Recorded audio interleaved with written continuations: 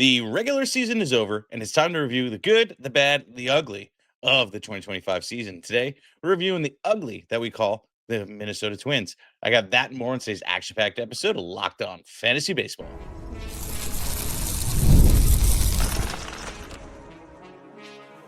You are Locked On Fantasy Baseball, your daily fantasy baseball podcast. Part of the Locked On Podcast Network, your team every day.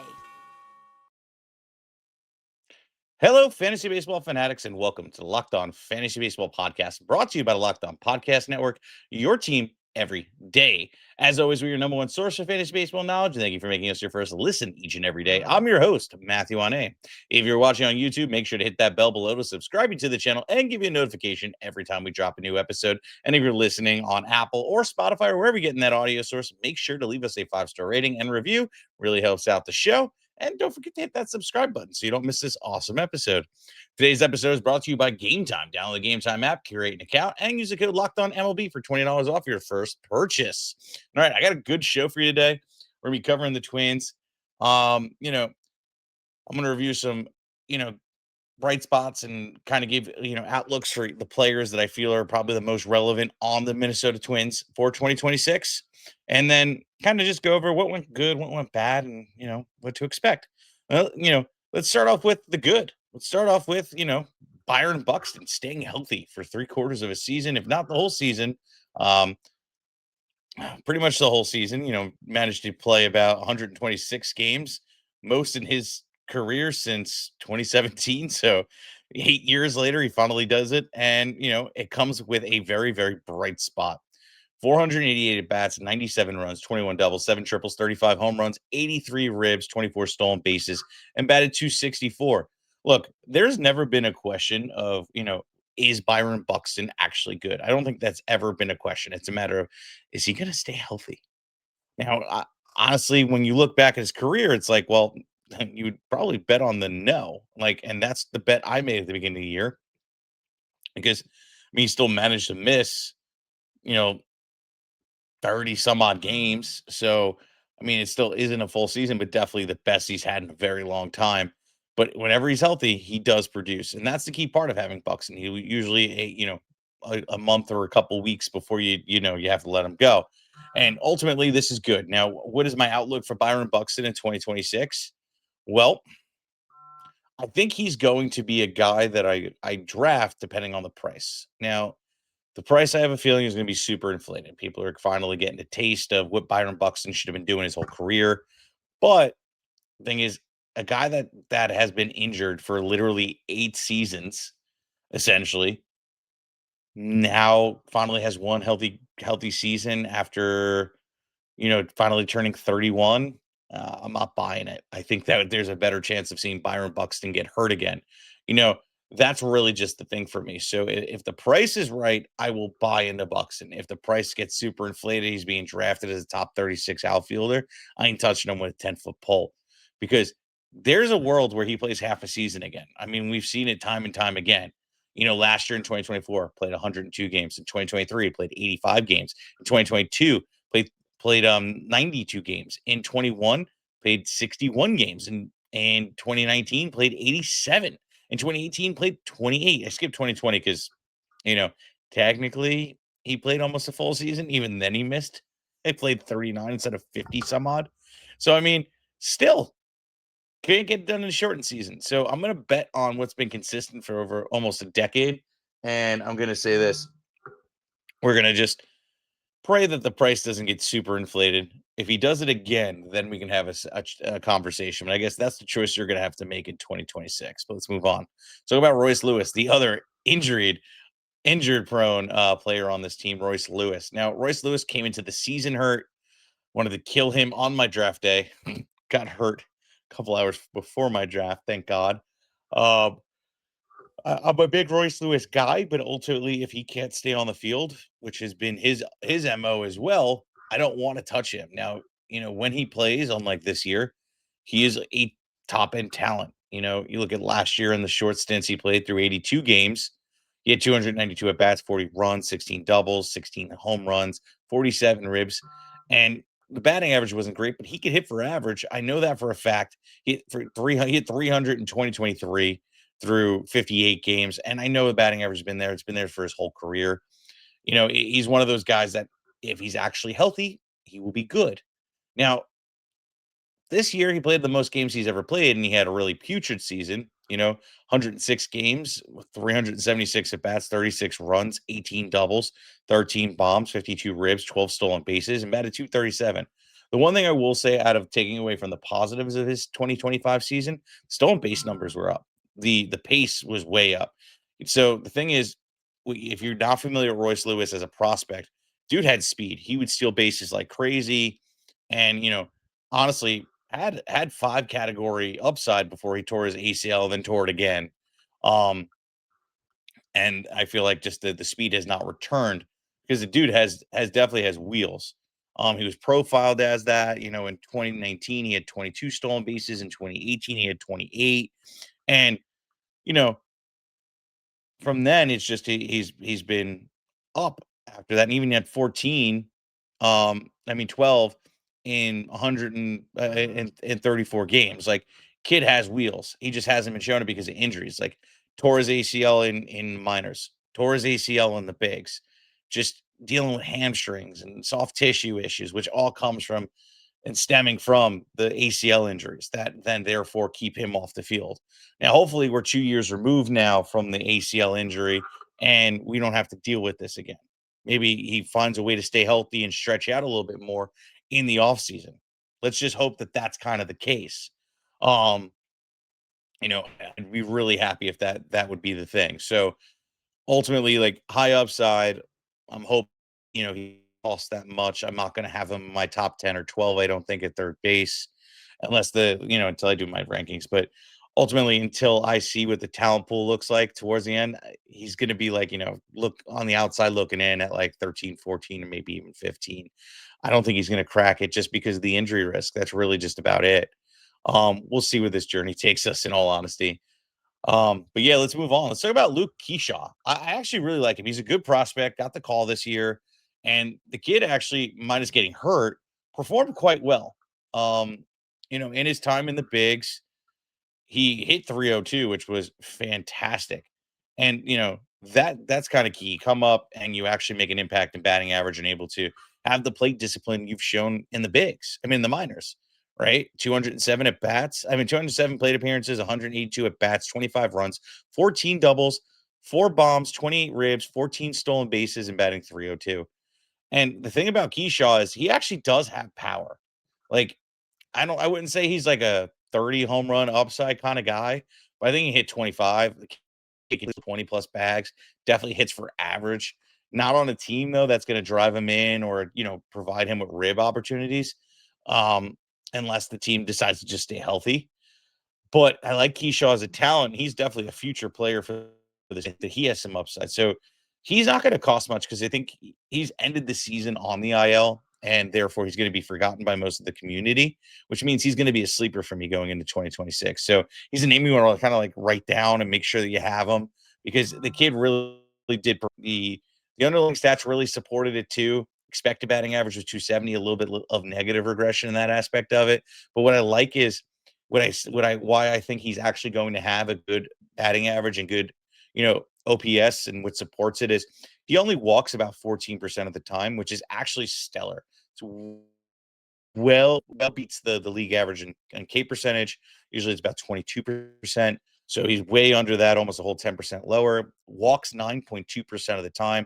That alone, the plate discipline, means he's waiting for good contact. He's going to take advantage of the plate and do that. Doesn't really whip, about 18% super elite, doesn't really chase. And he just really does a good job. And his launch angle is beautiful. It's just really just, we're not seeing the average exit velocity. He's not making quality contact and barreling the ball, and he's not hitting the ball hard, frequent enough. And I think that's just an adjustment, right? Like, off-season adjustments, things that we can get from that. And that little adjustment can make the power show, can make all the difference in every other category. So Keyshaw is going to be a sleeper for me wholeheartedly. I think there's that next level because we've seen the home run numbers in the minors. I think he again 25 home run guy in a good season 30, and the Keyshaw is a really good prospect. I'm a fan.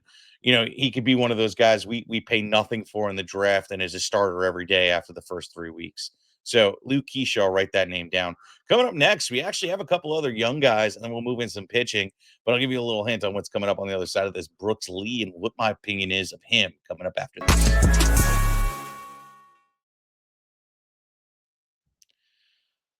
Most people can't name all their financial accounts or even what it's 401ks, properties, or investments. And when you don't have the full picture, you can end up leaving money on the table. Which I don't like leaving money on the table at all. That's why Monarch Money is here for you. It's all in one personal finance tool that brings the entire financial life together in one clean, easy to use interface on your laptop or phone. Monarch is built for people with busy lives. It just puts you in organized, puts you in a space where your finances are organized. Monarch is for you. Monarch does all the heavy lifting, right? You can link all your accounts in minutes, see clear data, visual, get smart categorization for all your spending, and finally feel like you're in control of your money without ever touching a spreadsheet.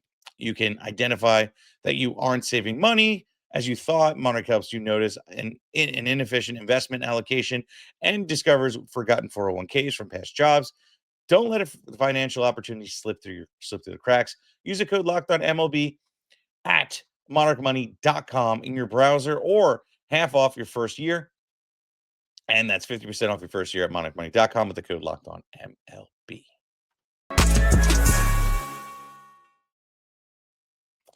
All right, we are back in it. And look, off season's here. What's the one thing you need the most to win your leagues?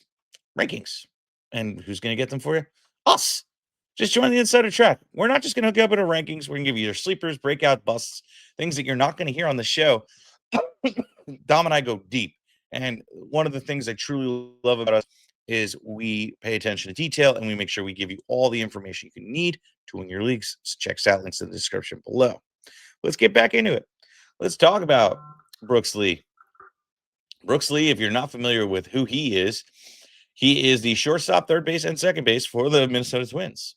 And he's a second-year player. And, obviously his first full season, rookie year, played about 50 games. Now we're here full season, and let's see where he's at, right? 487 at-bats, 50 runs, 15 doubles, a triple, 16 bombs, 64 ribs, 3 stolen bases, batted 236.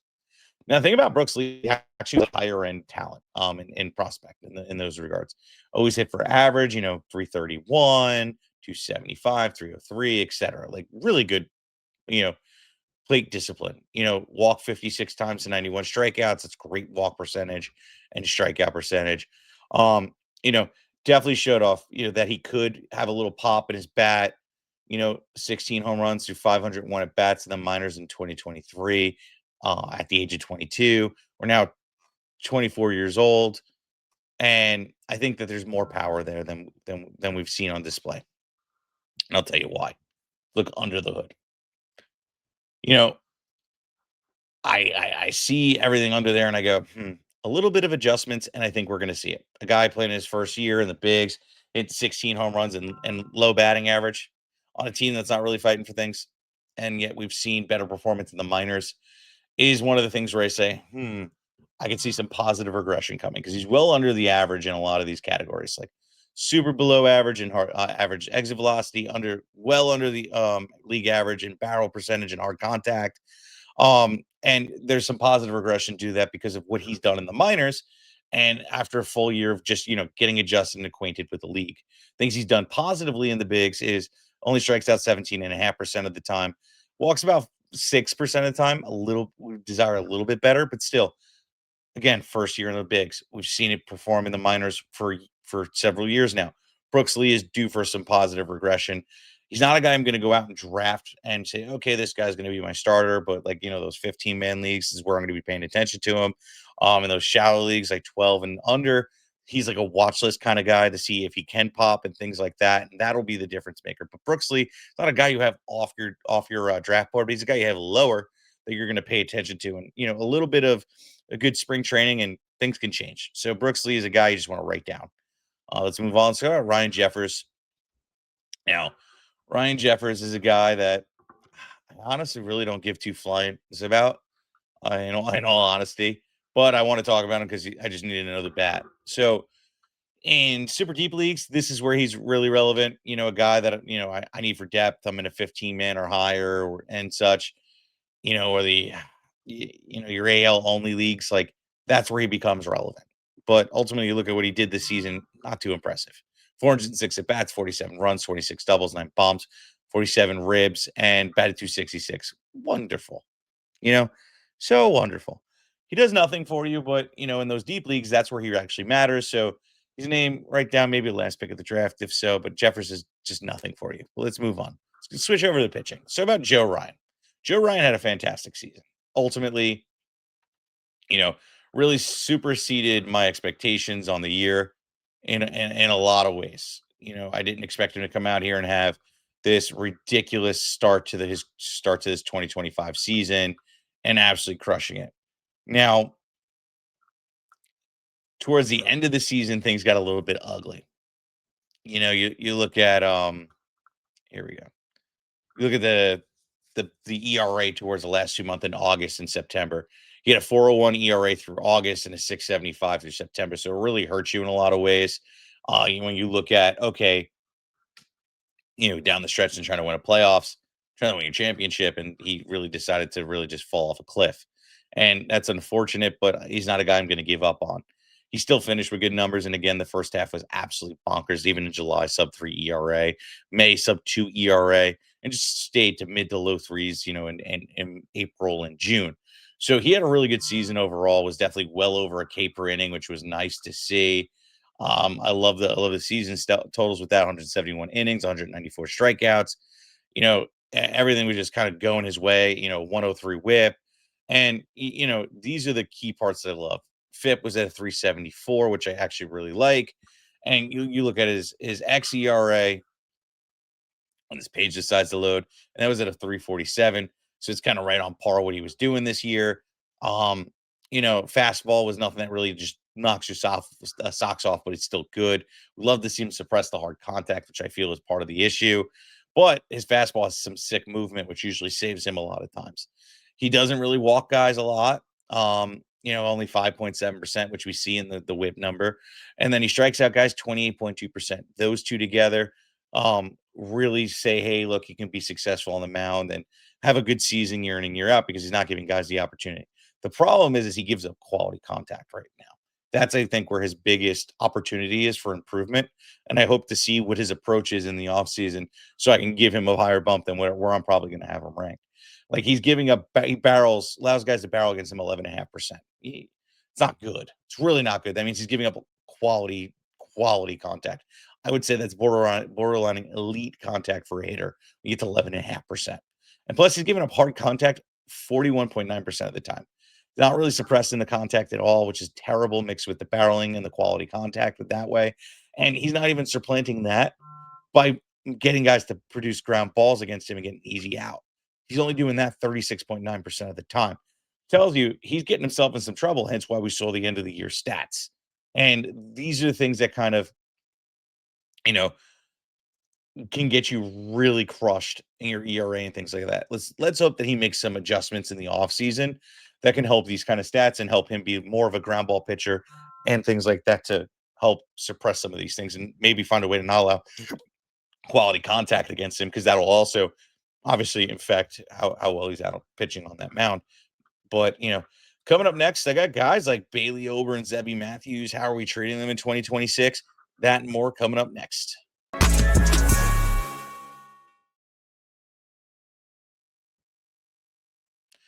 There's nothing like catching a game at a baseball field. Honestly, the energy, the crowd, the chance to see your team win in the playoffs, it's just amazing.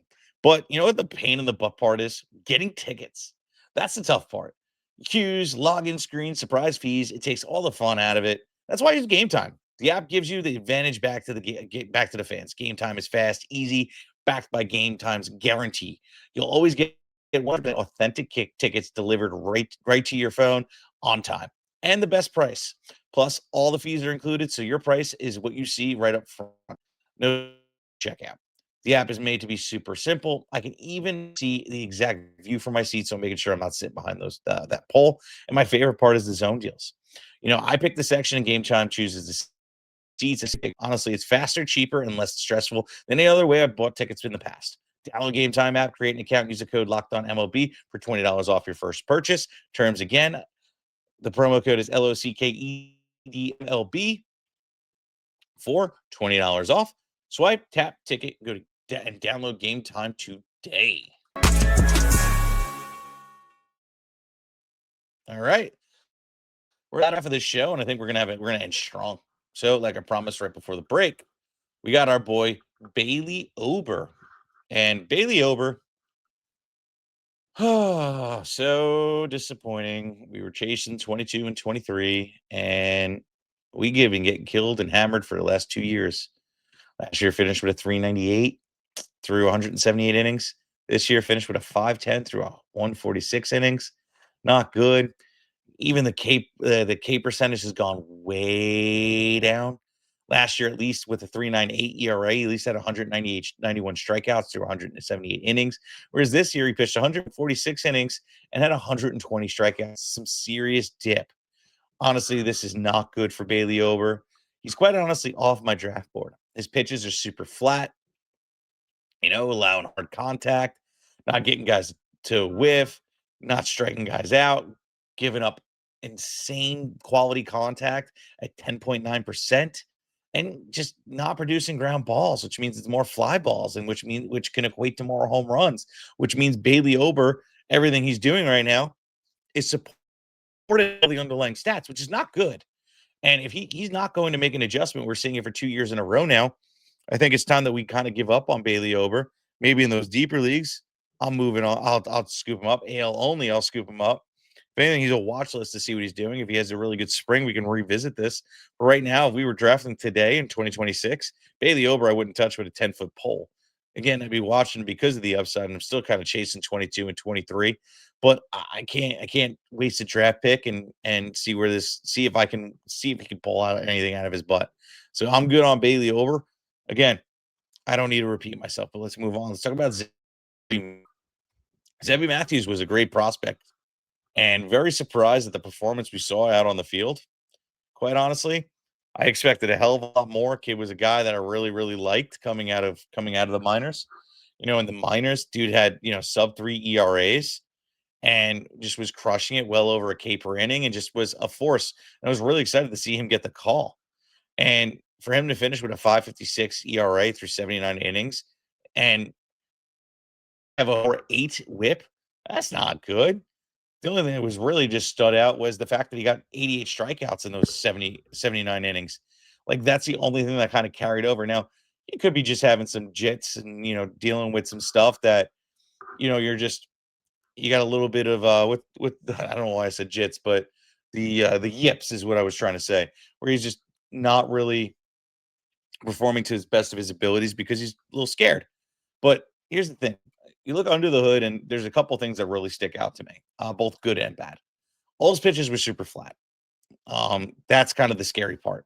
Now, in the minors, you look at, okay, his fastball is incredibly flat, and he has a fastball velocity of 96.2 on an average. Is it just because he has, a 96 mile an hour fastball that he's been successful in the minors and we're being fooled? Or is it just the fact that they made adjustments and his pitches are just coming flat off the hand, off the release?